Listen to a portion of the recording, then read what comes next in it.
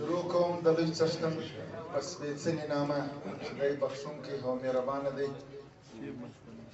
د نن د دې ادبي غونډې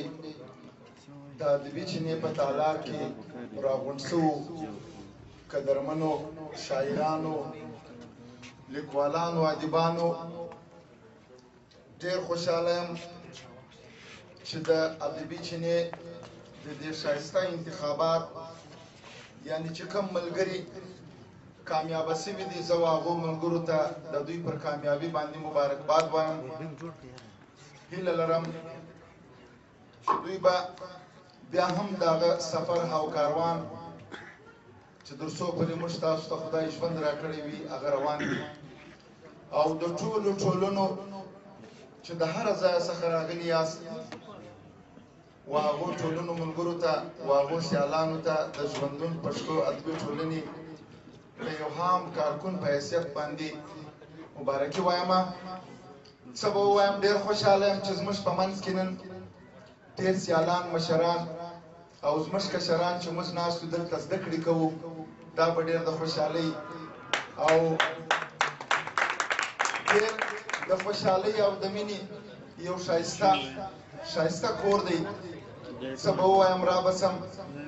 خپل د یو څو شعرو په خوا باندې اشنا صاحب د ترنم دغه وکړلی، انشاءالله کوشش کوم. معذوریار صاحب او زموږ د نن چې کوم میلمانه یو دوه پیغامه ماته د اسلام آباد څخه زما ملګري د ژوندون پښتو ادبي ټولنې افتخار علي کاکړ صاحب راکړي دي چې د ادبي چینې پر دې کامیابه مشاعرې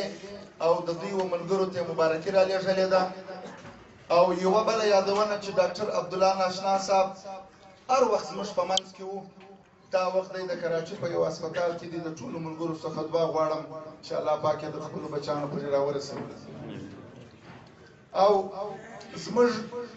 ډېر قدرمن مشر معذوریار صاحب، حیا صاحب، اغا جان همدرد صاحب، اشنا صاحب، مرستیال صاحب، مسرور صاحب، مخلص صاحب او په دریس کې چې کوم میلمانه ناست دي و هغو ته په پښتنه مینه باندې خپل سلامونه ډالۍ کوم. ویاړ وایم، فخر وایم چې نن موږ د دوی په مخ کې ولاړ یو، یو ګډ او وړاندې شعرونه وایي. دا زموږ دپاره د ویاړ او د فخر. داسر صاحب یو شعر دی، وایي چیرې وم روان قسمته چیرې دې زه راوستم، چیرې وم روان قسمته چیرې دې زه راوستم، پوه نه شوم په ځان قسمته چیرې دې زه راوستم. سرې لمبې سوې پورته ما سر ځینې درو باسه، سرې لمبې سوې پورته ما سر ځینې درو باسه، اور واخیستی دالان قسمته چیرې دې زه راوستم. او را بسم ما چې کښېښول شو د خپل یو شعر په خوا باندې، دا دې و ټولو مېلمنو او ټولو مشرانو ته ډالۍ وي. زه خو مو آباد په زړه کې تل دار افغان لرم،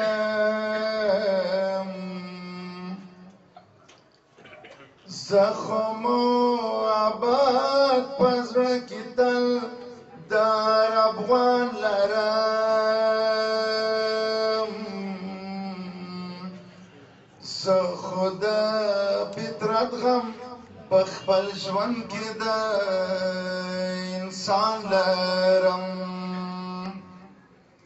اوښکې پر ګریوان باندې له درده بې اختیاره سي، اوښکې پر ګریوان باندې له درده بې اختیاره سي. ته خو د قاتل غوندې یو زه پر زړه ارمان لرم، زه خو د فطرت زخم په ژوند کې د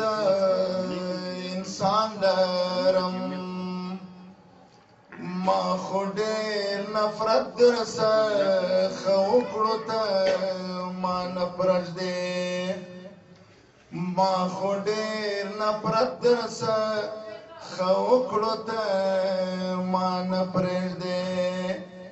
خاورې دې پیغور سا ګلورین غوندې اسمان لرم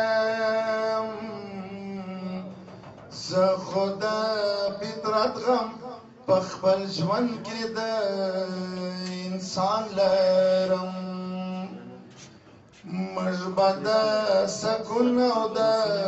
غیرت شپې څنګه تېرې کړو موږ به د سکون او د غیرت شپې څنګه تېرې کړو زه د یو افغان غوندې په زړه کې لوی توپان لرم زه خو د فطرت زخم په ژوند کې د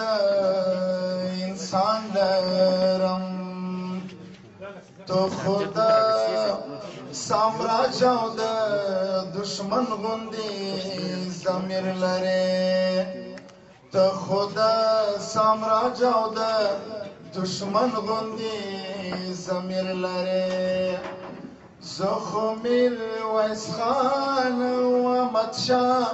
غوندې غازیان لرم زه خو د فطرت زخم په ژوند کې د انسان لرم موږ خو په نړۍ کې ښه پوهان او عالمان لرو موږ خو په نړۍ کې ښه پوهان او عالمان لرو لایق مبارک دې سه د لوی قدرت باران لرم زه خو د فطرت زخم په ژوند کې د انسان لرم که ستاسو یو اجازت وي د اسیر صاحب یو کلام درته ډالۍ کړمه عثمان صاحب ستاسو په اجازه معذوریت صاحب خو ټولو مېلمنو ته دې ډالۍ وي اوښکې مې توی سوې خو یو چا راباندې ونه ژړل خپل او پردي او د دنیا راباندې ونه ژړل اوښکې مې توی سوې خو یو چا راباندې ونه ژړل خپل او پردي او د دنیا راباندې ونه ژړل د بدبختۍ په توره شپه کې زما د زړه پر زخمو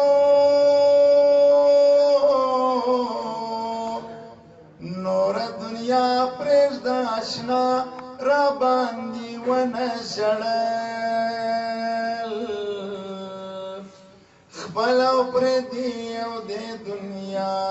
راباندې ونه ژړل سر می مجبور د مایوسۍ زنګون ته یوړ اخر سر می مجبور د مایوسۍ زنګون ته یوړ اخر چې لویو کم نن شاوخوا راباندې ونه ژړل خپل او پردي او د دنیا راباندې ونه ژړل چې شپه ورځ به مې د دوی د عشق شعرونه ویل چې شپه ورځ به مې د دوی د عشق شعرونه ویل هغه مجنون هغه لیلا راباندې ونه ژړل